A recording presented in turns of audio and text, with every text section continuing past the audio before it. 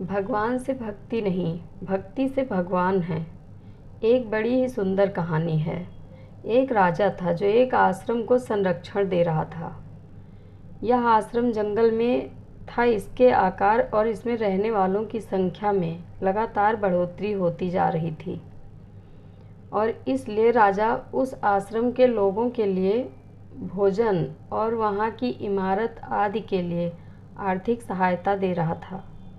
यह आश्रम बड़ी तेज़ी से विकास कर रहा था। जो योगी इस आश्रम का सर्वे सर्वा था वह मशहूर होता गया और राजा के साथ भी उसकी अच्छी नज़दीकी हो गई। ज़्यादातर मौक़ों पर राजा उसकी सलाह लेने लगा। ऐसे में राजा के मंत्रियों को ईर्ष्या होने लगी और वह असुरक्षित महसूस करने लगे।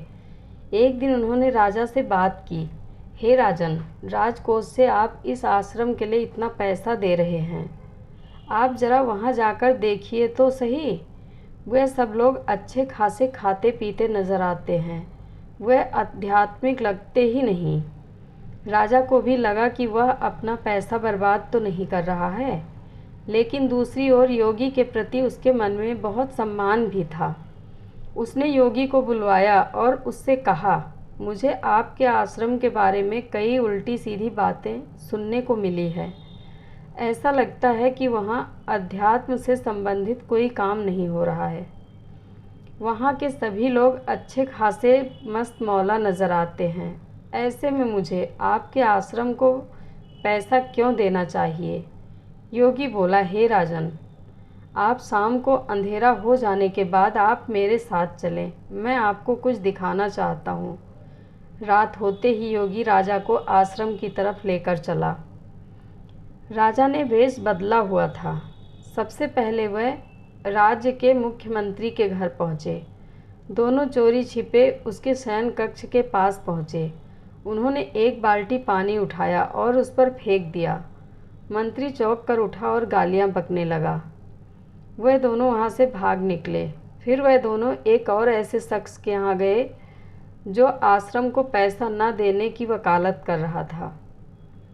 वह राज्य का सेनापति था। दोनों ने उसके भी शयन कक्ष में झांका और एक बाल्टी पानी उस पर भी उड़ेल दिया।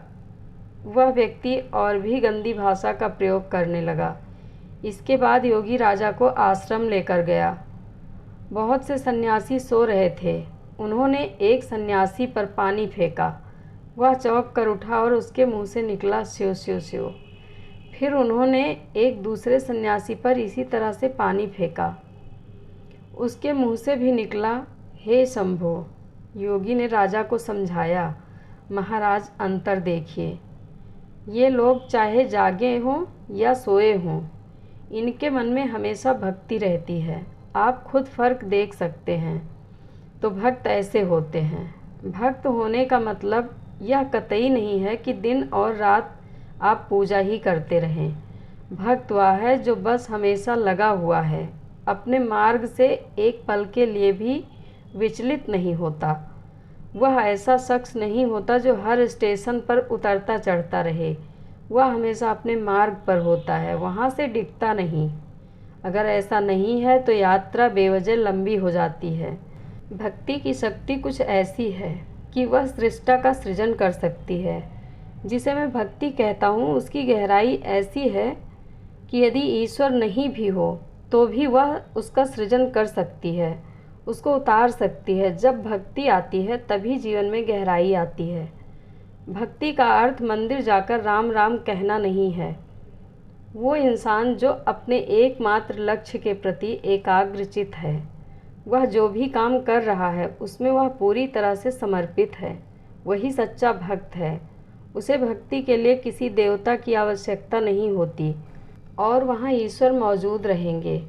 इसलिए भक्ति नहीं आई क्योंकि भगवान है, चूँकि भक्ति आई है इसलिए भगवान है। जय श्री कृष्णा। धन्यवाद।